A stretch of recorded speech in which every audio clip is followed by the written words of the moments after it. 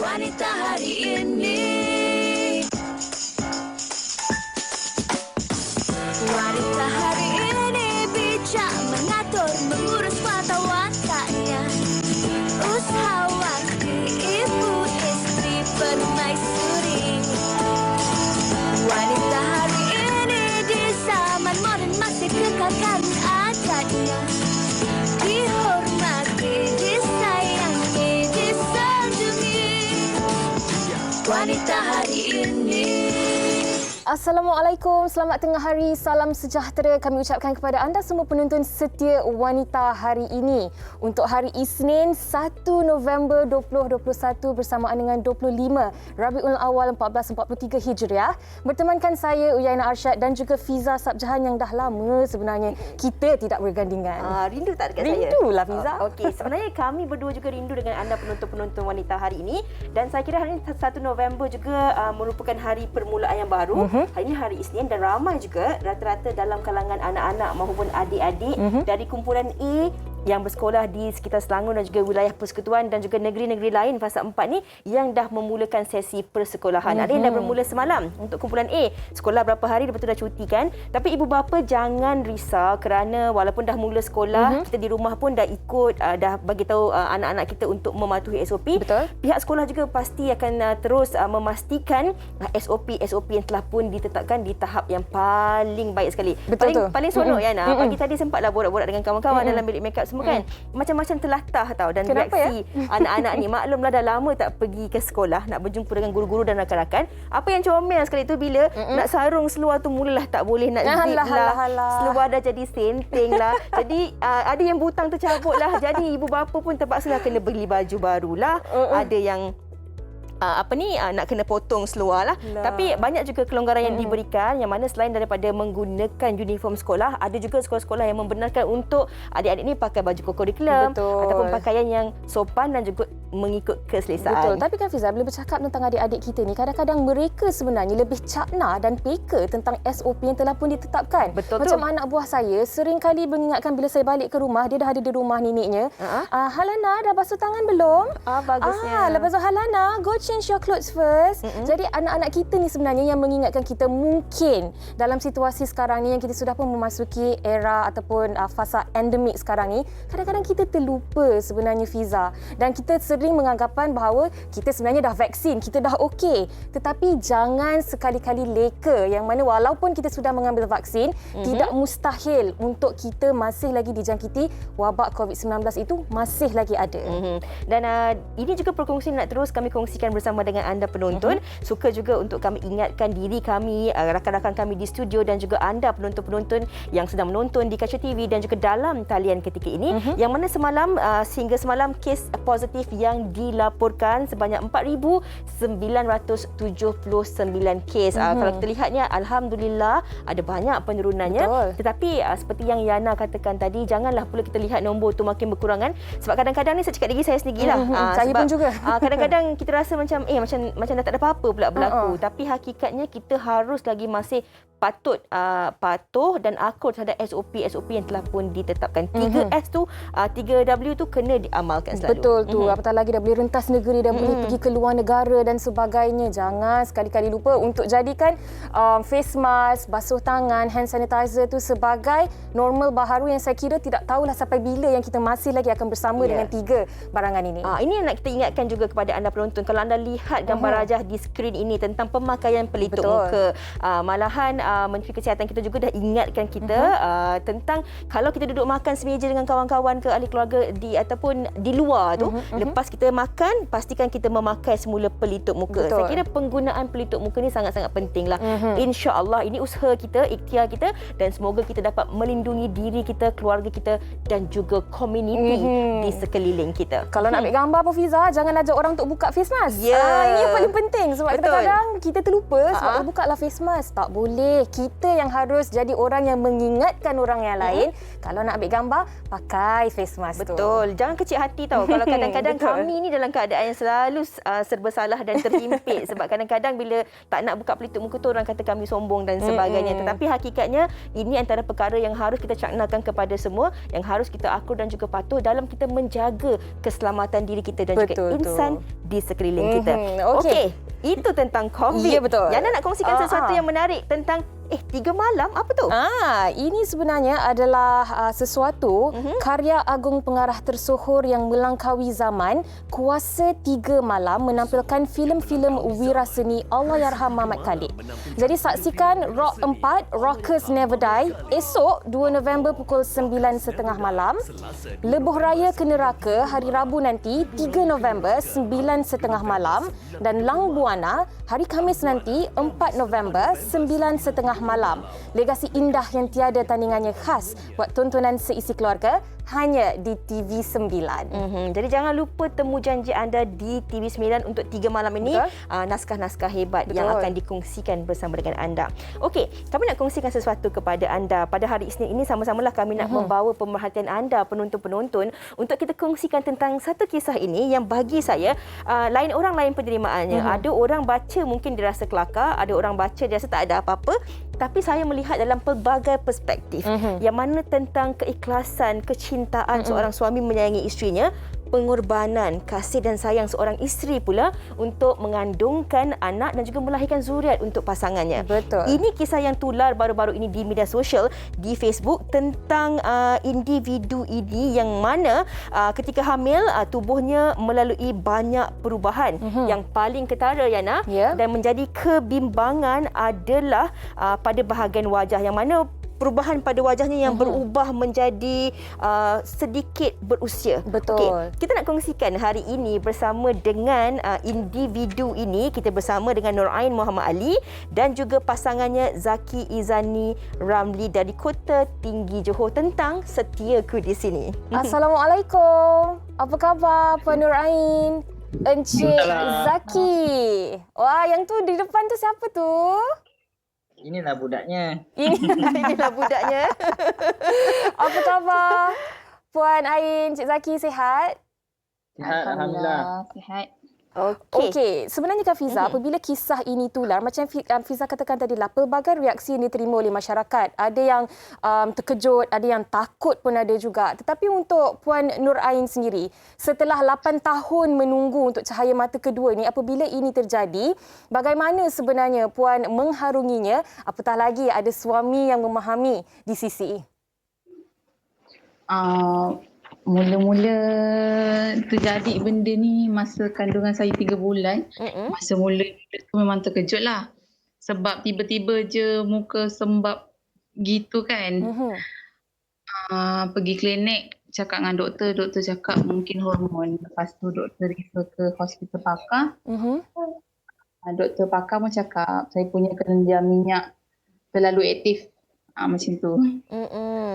Jadi Puan Ain, ini nak kita kongsikan kepada penonton-penonton kita. Saya kira bukan Puan Ain saja yang mengalami masalah sebegini. Mungkin ramai juga sebenarnya dalam kalangan penonton-penonton kita yang mungkin mengalami masalah yang sama ketika melalui fasa kehamilan. Orang kata pembawaan baby is real, okey? Bukan main-main. Jadi kita nak tanya kepada Cik Zaki sendiri sebagai seorang suami yang sentiasa menyayangi, mendukung, berada di sisi isteri dalam keadaan macam tu. Orang perempuan ni kalau tak mengandung pun sensitif juga. Kalau pantanglah orang tegur, badan berisi ke, kulit kering ke, pun sensitif juga. Sensitif. Tapi ini apabila lihat Ain sendiri melalui pelbagai perubahan, bagaimana Zaki memainkan peranan sebagai seorang suami untuk menjaga hati Ain? Saya sebagai suami, masa bermula terjadi benda tu, memang isteri saya memang depressed, sedih. Jadi sebagai suami kena bagi support, moral support yang penuh 100%. Kadang-kadang dia cakap, saya dah tak cantik. Saya cakap, awak cantik lagi, jangan risau. Sebab benda ni akan hilang. Baik, Zaki, nak tanyalah, bila Zaki tengok mula-mula perubahan tadi, Ain cakap berubah ketika kandungan berusia 3 bulan kan? Jadi bila pertama kali Zaki melihat perubahan yang berlaku pada wajah Ain ni, apa reaksi Zaki? Terperanjat ke, berterus terang ke ataupun bagaimana? Sebab sebelum ni kita orang pernah tengok ada satu kes sama, benda yang sama dekat Facebook. Jadi saya anggap mungkin benda ni akan hilang lah. Jadi sebab patient sebelum tu pun dia cakap benda ni tak kekal lama, dia akan hilang. Dan sememangnya pun benda ni tidak akan kekal lama, dia akan berubah menjadi lebih baik. Dan kalau Ain sendiri boleh kongsikan juga, bagaimana dengan respons ataupun reaksi dari orang di sekeliling Ain pada waktu dan ketika itu? Apa yang kata-kata yang diterima? Ada yang positif, ada juga yang negatif. Kalau positif cakap, kalau pembawakan je ni nanti okey. Kalau yang kalau yang negatif ada juga dekat kalau keluar-keluar kan orang cakap kenapa mukanya tu macam ni, macam tu. Cakap mukanya accident ke? Ada yang cakap bukan orang ke? Kalau ada orang cakap macam dia orang panggil saya nenek. Ain, saya kira itu bukan hakikatnya bukan satu fasa yang mudah bagi Ain. Apatah lagi bagi keadaan Ain yang ketika itu mengandung kan. Orang mengandung ni dengan merasa kesakitan, sakit badan, sakit belakang, kaki bengkak, pembawakan anak dan sebagainya. Apatah lagi dengan keadaan emosi yang perlu juga stabil. Betul. Jadi bila mendengar kritikan macam tu ke Ain, saya kira ini bukan untuk Ain seorang, tapi bagi orang penonton-penonton kita yang mungkin mengalami masalah yang sama Ain. Bagaimana Ain handle ataupun mengatasi situasi tersebut bila macam-macam lah macam tadi tu orang komen macam nenek lah salah makan ke, terkenan ke. Kadang-kadang mulut orang ni susah nak tutup kan. Jadi macam mana Ain menjalani kehidupan menerima tekanan sebegitu? Saya dengar masuk telinga kiri keluar telinga kanan macam tu je lah. Fikir positif je lah. Orang tak rasa kan dia bebas nak cakap apa-apa pun. Lagipun kita kan sekarang kan pandemik kan, kita tak endemik, kita tak keluar rumah sangat gitu. Jadi saya kurang juga lah jumpa orang-orang yang negatif. Ya. Tetapi kan kalau bercakap tentang positivity, ini juga yang disampaikan oleh Nur Ain menerusi laman Facebooknya, yang mana walaupun dengan keadaan begitu tetap lagi upload gambar dan berkongsi dengan orang di sekeliling yang sebenarnya ini perkara normal yang berlaku. Dan terima kasih untuk positivity yang diberikan oleh Nur Ain itu tadi. Okey, tapi sebelum tu Yana, apa kata kita nak dengarkan pandangan dan juga pendapat Zaki dahulu mewakili para suami yang mana pentingnya peranan seorang suami yang sentiasa berada di sisi isteri dalam suka duka, cantik mahupun tidak. Apa yang perlu dilakukan oleh seorang suami? Okay. Ya maaf, saya tak fokus, sorry. Okey, bagi seorang suami, Zaki mungkin boleh kongsikan kepada penonton-penonton kita bagaimana seorang suami itu harus memainkan peranan penting dalam saat suka, saat duka isteri cantik mahupun tidak, dalam setiap masa nak memberi kata semangat dan sokongan kepada suami-suami di luar yang sedang menonton ketika ini. Okey. Sepatutnya kita sebagai suami kenalah bagi semangat 100%. Tak kira sama ada time susah ke senang ke, sebab suami ni hanya orang yang paling rapat dengan isteri kan. Jadi kita tak nak kita kena terimalah hakikat. Dan benda tu tak kekal lama, sebab isteri ni orang yang paling rapat dengan kita dan kita paling rapat dengan isteri. Jadi kita kena support lah, moral support tu 100% lah. Jangan berbelah bagi lah. Betul. InsyaAllah boleh dijadikan sebagai tauladan buat ramai lagi pasangan di luar sana. Buat Nur Ain dan juga Encik Zaki Izani, terima kasih banyak-banyak atas perkongsian hari ini. Kami doakan yang baik-baik sahaja untuk keluarga kecil anda berdua dan sentiasa diberkati insyaAllah. Amin. InsyaAllah. Amin. Jaga diri. Assalamualaikum. Peluk cium untuk baby tu. InsyaAllah. Okey. Fiza, tiba-tiba saya teringat pula lagu Lana Del Rey. Will you still love me when I'm no longer young and beautiful? Kadang-kadang betul, bila bercinta ni, bila muda, cantik, berduit, waktu kita muda ni semua orang sayang. Adakah ianya akan berkekalan apabila di hari tua nanti? InsyaAllah sama-sama kita doakan. InsyaAllah. Dan itulah kalau kita lihat sikap Zaki itu kan, semoga dapat juga dicontohi oleh golongan suami yang sedang menonton ketika ini. Dan kalau saya lihat tadi kan, abang-abang juru kamera kita kat depan ni sungguh khusyuk, seronok mendengar kisah tersebut. Dan saya yakin mereka ini adalah orang-orang yang setia, yang sentiasa menjaga hati dan perasaan isteri-isteri mereka. Dan Ajiwa. begitu jugalah kami harapkan anda penonton-penonton ini akan terus sentiasa menyokong. Saya rasa bukan jurukamera kita je. Dekat dalam tu panel tu ada kita punya studio director, kita punya PA, kita punya TP, ramai lagi semuanya setia insya-Allah. Dan kami nak kongsikan sesuatu lagi kepada anda pada hari ini, Yana. Ya, betul. Dan ini berkenaan dengan topik yang akan kita bincangkan pada hari ini, iaitu Bajet 2022, Agenda Pembangunan Wanita dan Komuniti Tumpuan Terus Diperkasa. Sebab saya kira apabila berkata tentang Bajet 2022 ini, pastinya setiap sektor itu ada bajetnya yang tersendiri. Dan wanita juga memainkan peranan yang cukup penting dalam pembangunan negara dan juga menyumbang kepada ekonomi negara. Dan kalau kita lihat daripada Intipati Belanjawan 2022 yang telah pun dibentangkan pada hari Jumaat lalu, sememangnya banyak memberi tumpuan dan juga mengangkat peranan wanita itu sendiri. Banyak nak kami kongsikan bersama dengan anda selepas ini, tapi sebelum tu kita dengarkan dahulu pandangan dan juga pendapat orang ramai tentang bajet 2022 terhadap wanita yang telah pun kami sama-sama kongsikan. Silakan. Belanjawan 2022 ini akan memberansangkan untuk golongan wanita di masa pemberian asas kebersihan untuk remaja, 130,000 remaja, serta pelaksanaan ujian kanser servis dan mamogram yang akan mewujudkan kesedaran lebih ramai wanita. Dan lebih menarik di bahagian ini adalah inisiatif untuk mengembalikan suri rumah kepada alam pekerjaan setelah sekian lama, kerana di masa ini kita kekurangan tenaga kerja ini. Sangat berterima kasih sebab kerajaan sudah memberi dana kepada usahawan wanita macam saya ini yang terkesan akibat COVID-19. Saya dapati bajet 2022 kali ini sangat baguslah. Kerajaan sangat menitik beratkan golongan wanita dan saya sangat bersyukur dan berterima kasih. Saya yakin dengan penglibatan golongan wanita dalam sektor kerajaan dan usahawan dapat membantu memulihkan kembali ekonomi negara pada masa kini dalam keadaan kita memerangi pandemik COVID-19.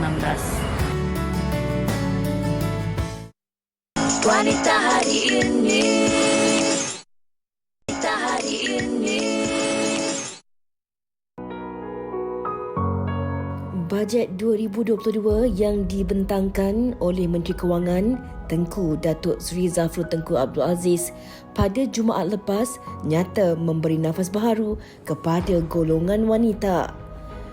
Bertemakan keluarga Malaysia makmur sejahtera, ia mendukung 3 paksi utama iaitu memperkukuh pemulihan, membina daya tahan dan memacu pembaharuan.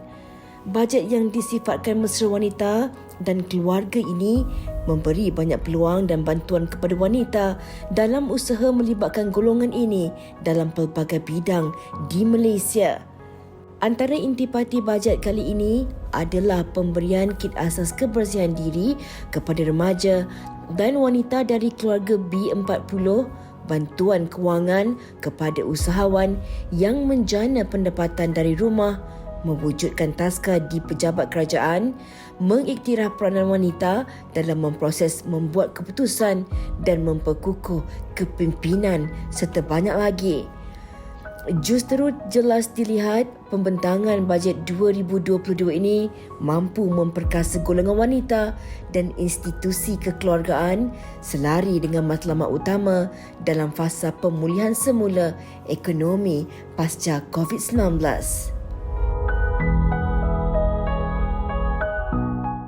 Memperkasa ekonomi wanita itu nak terus kami kongsikan bersama dengan anda penonton pada hari ini. Kalau kita bercakap tentang pembentangan Belanjawan 2022 yang telah pun dikongsikan ataupun dibentangkan pada hari Jumaat yang lalu, sememangnya ia memberi pelbagai reaksi positif daripada seluruh masyarakat. Dan sebenarnya kalau kita lihat bajet 2022 ini juga disifatkan sebagai mesra wanita dan keluarga kerana ia menyediakan pelbagai inisiatif menarik. Antaranya seperti yang telah pun dikongsikan tadi, ia turut mengiktiraf peranan golongan wanita dalam proses membuat keputusan dan turut sama memperkukuh kepimpinan serta keberkesanan lembaga pengarah. Banyak lagi nak kami kongsikan bersama dengan anda tentang agenda pembangunan wanita dan komuniti tumpuan terus diperkasa melalui bajet 2022 ini. Kita akan bersama dengan seorang figura yang hebat dan sangat penting sebenarnya sebentar lagi. Tapi sebelum itu, apa kata sama-sama kami bawakan pemerhatian anda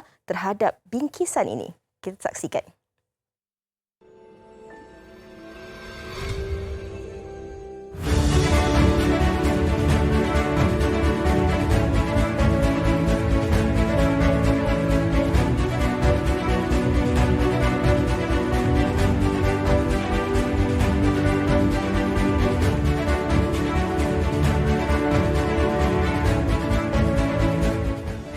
Mengucapkan ribuan terima kasih daripada pihak terutama CKN dan pihak-pihak yang terlibat kerana sudi bantu keluarga kami, banyak dah bantu macam-macam.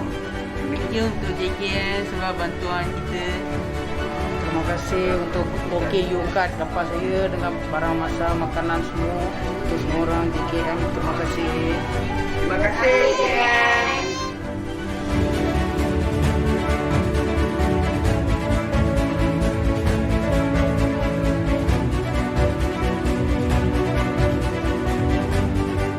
Baiklah penonton, seperti yang dijanjikan kepada anda semua, kami akan kongsikan tentang bajet 2022, agenda pembangunan wanita dan komuniti tumpuan terus diperkasa bersama dengan figura hebat ini yang berada bersama dengan saya. Kita bersama dengan Yang Berhormat Datuk Seri Rina Harun selaku Menteri Pembangunan Wanita, Keluarga dan Masyarakat. Assalamualaikum, apa khabar YB? Waalaikumsalam. Terima kasih Fiza. Alhamdulillah sihat. Alhamdulillah. Ada rezeki kita masih lagi bertemu di sini. Ya. YB, seperti yang kita kongsikan tadi, kalau kita lihat daripada pembentangan bajet 2022 yang telah pun dibentangkan pada hari Jumaat lalu, yang sememangnya menerima banyak reaksi. Ada yang positif, ada macam-macam komen dan sebagainya. Tetapi dari sisi dan juga sudut pandang Datuk Seri sendiri, mungkin boleh ulaskan dengan ringkas apakah sebenarnya insentif-insentif penting di bawah KPWKM yang telah pun diperuntukkan dalam bajet 2022 untuk manfaat golongan-golongan sasar tersebut. Terima kasih Fiza. Saya kira pembentangan bajet 2022 baru-baru ini sudah pasti memberi manfaat yang banyak, terutama di bawah golongan sasaran Kementerian Pembangunan Wanita, Keluarga dan Masyarakat. Ya, kumpulan sasar kami sebagai wanita, kanak-kanak, OKU, warga emas dan sebagainya. Jadi kalau dilihat ya, jabatan di bawah kementerian yang memain banyak peranan yang penting adalah Jabatan Kebajikan Masyarakat. Telah disebutkan bahawa mulai daripada tahun hadapan, dari segi kelulusan tu kita gunakan PJK 2019. Maksudnya mereka yang mempunyai pendapatan isi rumah 1,169 boleh untuk melayakkan diri untuk memohon bantuan di bawah Jabatan Kebajikan Masyarakat, jika dibandingkan sebelum ini sebanyak 980. Ya, dalam tempoh 2 tahun ini Fiza, permohonan semakin bertambah. Jadi dengan peningkatan PJK ini sudah pasti akan lebih ramai lagi rakyat yang boleh kita bantu. Dan dalam masa yang sama, ya, bantuan-bantuan dan juga inisiatif-inisiatif kepada wanita khususnya. Ya, kita lihat bahawa ada banyak program untuk wanita sebagai Dananita, Tekonita, semua untuk membantu wanita memulihkan semula. Ya, dari kita tahu dalam hampir 2 tahun ini dalam pandemik COVID-19, ramai yang terjejas. Bukan saja dari segi keuangannya. Jadi kita perlu bantu mereka melalui Dananita dan juga Tekonita melalui Kementerian Pembangunan Usahawan dan Koperasi. Tapi dari segi psikososial, emosi pun terjejas. Betul. Jadi kita tubuhkan skuad wajah. Saya alhamdulillah gembira apabila ada juga yang disebutkan peruntukan untuk skuad wajah. Ini adalah golongan wanita inti jenayah dan juga memberikan bimbingan psikososial kepada rakyat, terutamanya wanita. Dan dalam masa yang sama kita tengok bajet ini juga menyentuh tentang masyarakat, tentang keluarga, ya, bantuan keluarga Malaysia. Ya, kalau dulu 1,800 sekarang telah dinaikkan kepada 2,000, dan sekiranya ibu atau ayah itu adalah ibu atau bapa tunggal dengan 3 orang anak, dia dapat lagi tambahan 500. Jadi maksimum dia boleh dapat 2,500. Kalau warga emas ada tambahan lagi RM300. Ini menjadikan jumlah mereka boleh dapat adalah 2,300. Jadi ini inisiatif yang diberikan oleh kerajaan untuk membantu golongan tersebut. Bukan saja dari segi faktor keuangan, tapi bagaimana nak membina balik semula kekuatan diri, ya, kita di PDK juga kita ada tambahan bajet untuk membantu mereka program-program memberikan mereka kemahiran di pusat komuniti, pemulihan dalam komuniti ni, ya, yang OKU ni. Sebab bagi kita bukan sahaja dari segi bantuan keuangan, kita perlu memberikan mereka latihan yang ada tambahan dekat 100 juta, ya, untuk membantu OKU di pusat dalam komuniti. Masya Allah, ini merupakan berita gembira sebenarnya. Ya. Bukan saja bantuan itu diberikan dari sudut keuangan, tetapi keseimbangan dari sudut psikososial itu juga. Betul. Dan kalau kita lihat dalam hampir tempoh 2 tahun ini memang ramai yang terkesan, dan ketika ini ramai juga yang baru nak bangun bertatih untuk mencari kehidupan semula. Dan kalau YB boleh kongsikan, dalam kita semua ini melalui fasa pemulihan dan juga peralihan kepada fasa endemik COVID-19 ini, bagaimana YB melihat bajet untuk 2022 ini membantu dalam agenda pembangunan wanita dan komuniti khususnya? Ya. Kalau kita lihat dalam tempoh 2 tahun, kita dalam fasa pemulihan, ya, ramai yang terjejas. Saya kata dulu kami di kementerian ini dikenali sebagai pemberi bantuan bakul makanan. Tapi bakul makanan ini hanyalah sebagai entry point. Bila kita masuk ke rumah dan kita lihat ada ramai mereka terjejas dari segi keuangan, dari segi psikososial, mereka perlukan bantuan-bantuan lain, bagaimana untuk bangkit semula untuk membantu mereka. Kerana itu di kementerian khususnya kita ada juga yang disebutkan untuk bantuan untuk My Kasih Capital. My Kasih Capital ini kita nak bantu wanita yang duduk dekat rumah ni sebagai contoh, yang kita nak fokus. Ada anak tapi nak hantar anak ke taska, mungkin belanjanya tinggi, seorang ibu tunggal. Jadi walaupun berada di rumah sebagai suri rumah tapi mampu untuk menjana pendapatan. Ya, di samping kita bantu mereka dari segi bimbingan, bukan sahaja dari segi bimbingan dari segi kemahiran, tapi juga dari segi mental kena prepare, ya, untuk mengharungi kehidupan. Sama ada mereka nak jadi usahawan, kita ada wanita bangkit berniaga yang sekarang akan diadakan khusus secara percuma pada 26 hingga 28 November ini. Ya, kita sasarkan hampir 10,000 orang wanita akan menyertai program tersebut. Itu kalau yang nak berniaga. Jadi kita bekerjasama dengan beberapa syarikat pihak swasta dan sebagainya, termasuk juga usahawan-usahawan wanita yang dah berjaya. Saya syukur alhamdulillah wanita-wanita berjaya ni dia nak bantu balik juga wanita yang lain supaya boleh berjaya. Dan begitu juga kalau yang mereka yang perlukan pekerjaan, bukan semua orang minat berniaga. Ya, nak perlukan berniaga. Di Kementerian Jabatan Pembangunan Wanita, Keluarga dan Masyarakat menyediakan program-program Karnival Wanita Berjaya. Ya, jadi wanita berjaya ini termasuk juga untuk Kejaya, di mana telah pun ada hampir dekat 700 orang yang telah pun mendapat sesi untuk temu duga, dan juga ada yang telah pun mendapat pekerjaan. Jadi ini fasa-fasa ke arah pemulihan, dan alhamdulillah untuk tahun hadapan daripada bajet itu ada juga untuk skot wajah, ada juga untuk My Kasih Capital yang saya sebutkan tadi untuk membantu wanita ini bangkit. Dalam masa yang sama saya bersyukur sangat buat kali pertamanya ditetapkan mandatory ahli lembaga pengarah syarikat senarai awam wajib kena ada wanita. Alhamdulillah. Maksudnya kita bukan cakap kosong je, kita laksanakan, ya.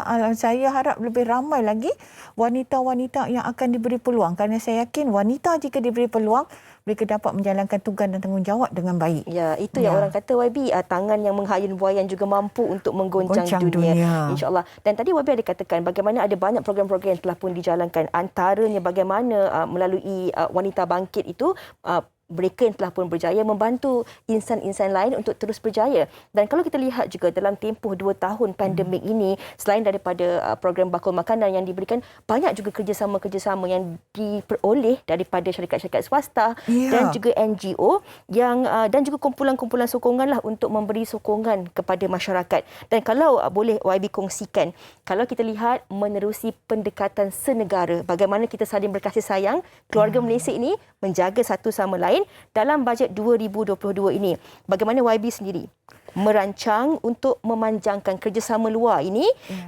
dan juga kementerian bagi memastikan objektif dan juga bantuan yang digariskan dapat dimanfaatkan? Alhamdulillah, saya semenjak menjadi menteri dulu di KPLB, Fiza, saya bukan tekankan kepada CSR.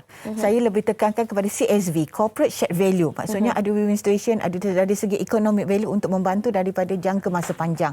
Begitu juga yang saya terapkan di Kementerian Pembangunan Wanita, Keluarga dan Masyarakat ini. Alhamdulillah mendapat sokongan ramai banyak syarikat-syarikat swasta untuk yang membantu kami. Jadi macam program Wanita Bangkit ini, kita bekerjasama dekat 40 syarikat. yang membantu dan termasuk juga agensi yang nak membantu kementerian untuk membimbing wanita-wanita lain ini berjaya. Kerana bagi saya aspirasi keluarga Malaysia ini bukan hanya program kerajaan semata-mata, tidak. Dia perlu diwar-warkan dan perlu diterjemahkan dengan kerjasama daripada semua pihak.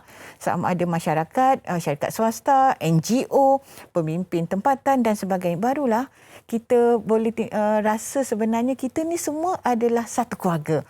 Bila kita satu keluarga, kita saling membantu antara satu sama lain, kita saling sayang menyayang antara satu sama lain, kita melindungi antara satu sama lain, kita nak semua orang berjaya.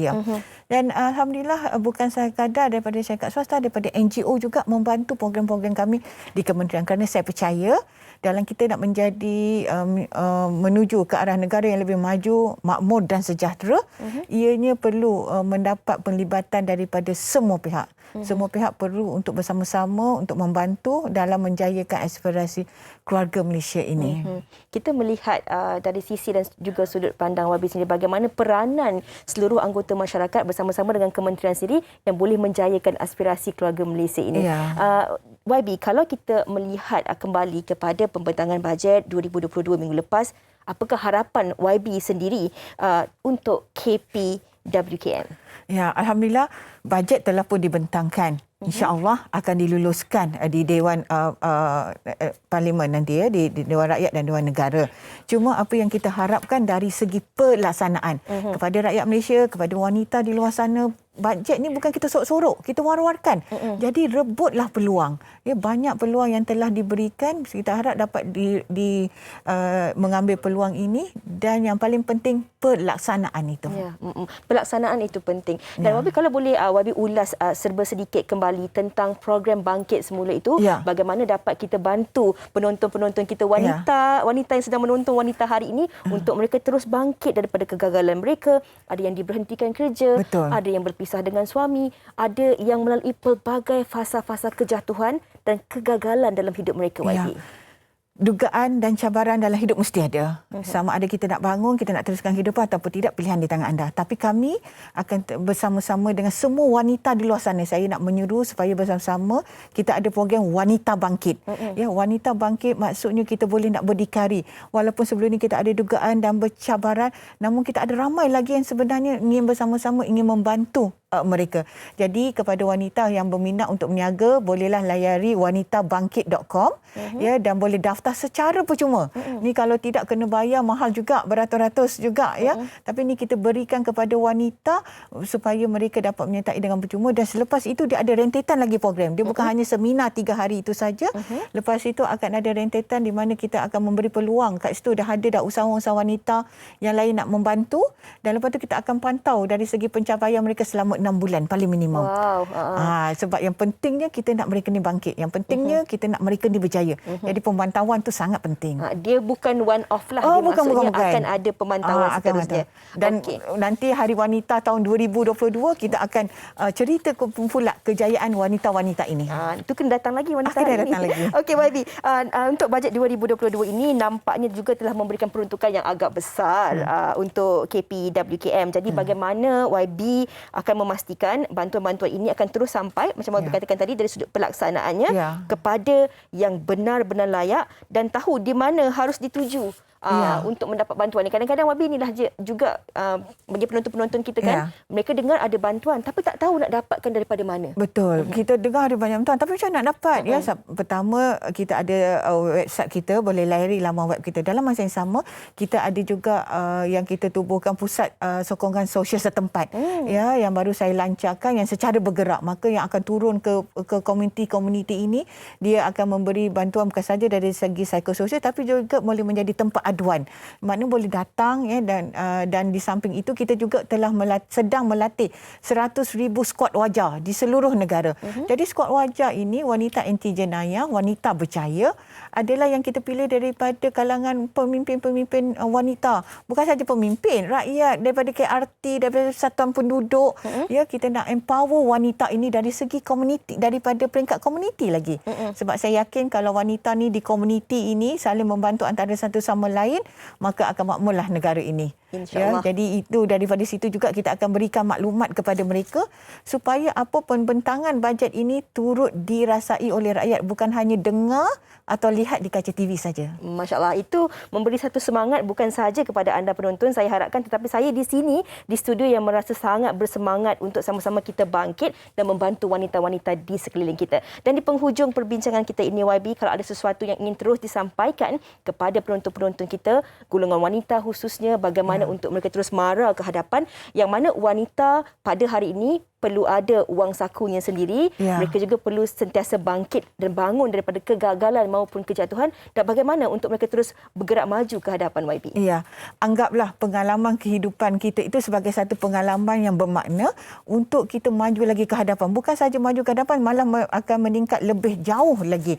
Itu harapan saya, dan kena ingat, ya, wanita ini cekal. Wanita ini memang jiwanya kental, ya. Dan kerana itulah pepatah mengatakan tangan yang menghayun buayan boleh menggoncang dunia. Ayuh wanita Malaysia, kita bangkit bersama-sama. Masya Allah, ayuh wanita Malaysia, kita bangkit bersama. Aspirasi keluarga Malaysia itu juga nak kita terus kongsikan, tanamkan semangat ini kepada semua penonton-penonton kita, dan kita nak ucapkan terima kasih banyak-banyak kepada yang berhormat Datuk Seri Rina Harun kerana memberi kata-kata yang sungguh sangat-sangat menyuntik semangat kepada kami, dan semoga aspirasi ini dapat terus dijadikan tauladan dan juga manfaat untuk wanita terus bangkit bersama. Terima kasih sekali lagi. Terima kasih Fiza, terima kasih banyak-banyak. Sama-sama. Dan kami nak berehat dahulu seketika, pastinya terus bersama kami selepas ini.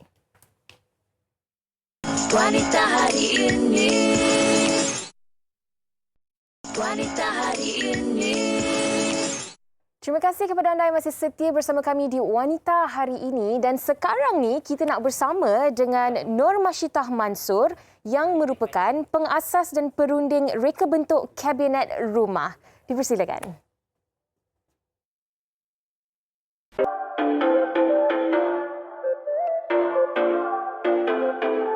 Assalamualaikum dan salam sejahtera. Nama saya Masyitah. Saya daripada syarikat aspirasi MZ Enterprise, sebuah syarikat perunding hiasan dalaman. Kepakaran kami adalah mereka bentuk kabinet rumah, pejabat dan juga segala yang berkaitan dengan kerja-kerja kayu, dan kami mempunyai kilang sendiri yang berada di Rawang.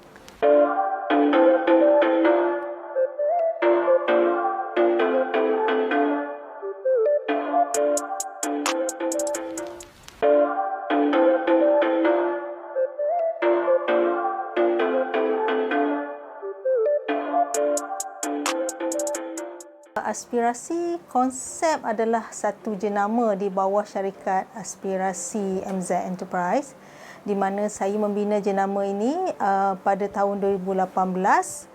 Kontrak pertama kami adalah daripada sebuah syarikat, daripada sebuah organisasi terkemuka di ibu negara, di mana kami mendapat satu kepercayaan untuk menjalankan kerja-kerja pengubahsuaian dan pembinaan perabot custom made untuk pejabat CEO dan juga milik mesyuarat.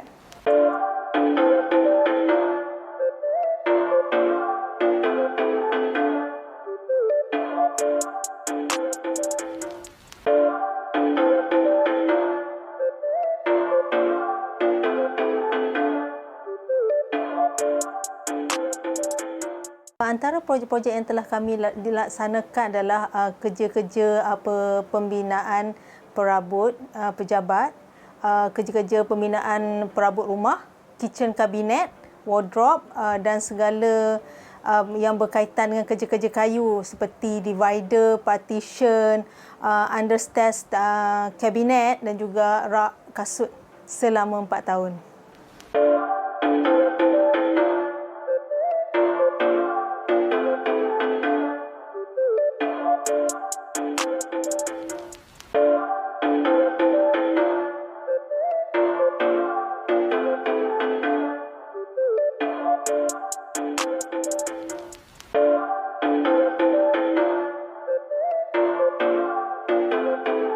Antara perkhidmatan yang kami tawarkan adalah pengubahsuaian, hiasan dalaman, rekaan perabot rumah dan pejabat, dan juga kami menyediakan khidmat konsultasi secara percuma kepada pengguna di luar sana yang berminat untuk mengubah suai rumah dengan konsep yang mereka inginkan mengikut bajet yang ditetapkan, dan itu adalah satu situasi win-win situation di mana kami merealisasikan impian pengguna di luar sana dengan apa yang mereka inginkan.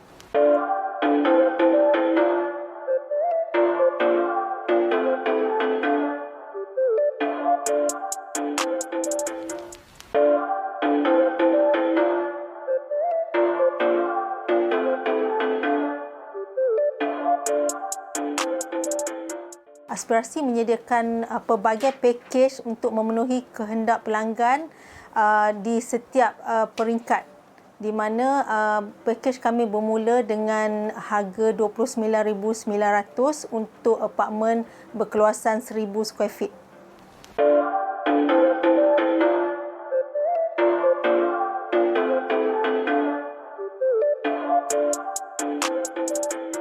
Pelanggan yang ingin mendapatkan khidmat konsultasi secara percuma berupa 3D dan 2D daripada pihak kami boleh menghubungi kami berserta dengan floor plan rumah anda.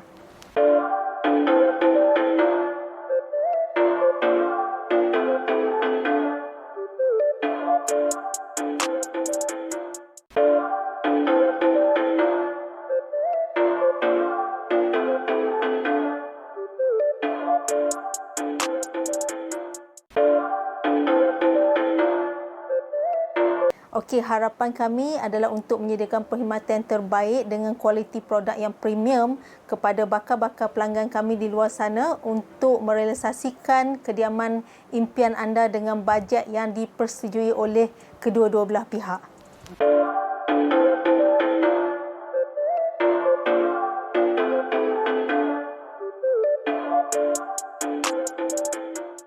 Jika anda berminat untuk mendapatkan perkhidmatan kami, boleh melayari laman web kami di www.aspirasiconcept.com ataupun melayari FB dan IG kami di Aspirasi Concept, dan juga boleh berhubung terus secara WhatsApp di talian 017 884 1009.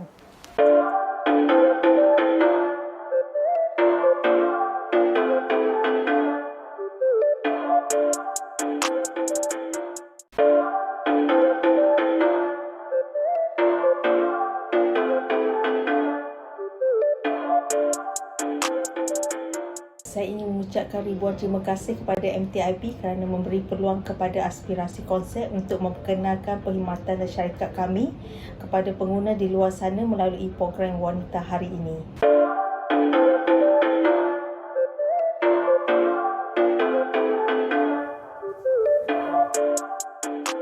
Okey, itu dia tadi perkongsian oleh Puan Nur Masyitah Mansor yang merupakan pengasas dan perunding reka bentuk Kabinet Rumah Aspirasi Konsep. Terima kasih banyak-banyak atas perkongsian sebentar tadi. Baik, seterusnya kami ada satu lagi paparan menarik iaitu berkenaan dengan Pasar Terapung di negeri Cik Siti Wan Kembang yang telah pun disediakan oleh wartawan kami Syifa. Jom sama-sama kita saksikan.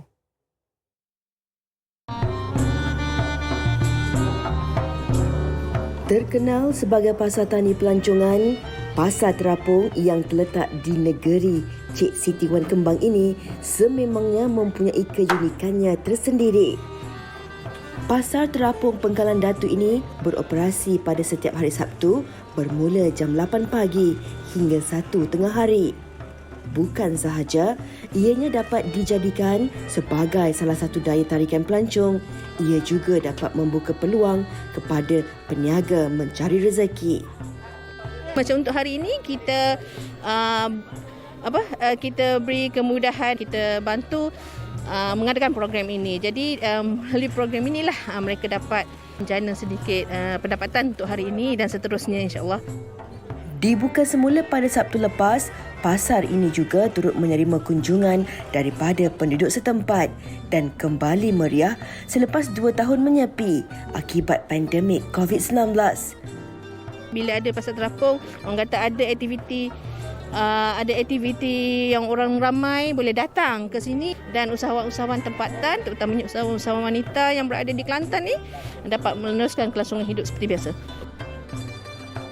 Konsep jualan yang dibuat seperti di negara jiran Thailand, peniaga-peniaga mencari rezeki menggunakan perahu masing-masing dengan menjual pelbagai jenis jualan makanan seperti nasi kerabu, aneka kuih muih tradisional dan kerupuk lekor. Saya rasa sejak boleh buka ni, ekonomi berjalan balik ni, saya rasa gembira lah. Sebabnya baru ni terjejah jugalah. Sebabnya semuanya tak boleh buka sebab PKP. Sekarang ni Alhamdulillah dah kita boleh start jual balik. Sambutan pun menggalakkan lah. Orang pun ramai lah. Mula setakat masih sikit lah dulu. Mula jual wanipah, jual lokal gitu. Lepas tu orang suruh pakai jual nasi. Mula nasi tak ada mana kata. Start jual nasi tu lah. Jadi ramai. Jadi kau suka lah. Muka boleh banyak. Boleh rezeki kita dari pendapatan ni. InsyaAllah kali lepas ni kau ramai lah penghujung hari ni mesin. Sebab sini muka comel kan, tempat ya comel. Kawasan dia ni kan dengan kawasan pula. Lepas ada pagi orang pergi sungai, apa nampak. Pemandangan memang comel lah nak pergi. Meskipun usaha untuk bangun kembali agak perit bagi peniaga-peniaga di sini, namun ia merupakan sinar baharu dalam merancakkan semula ekonomi di Kelantan.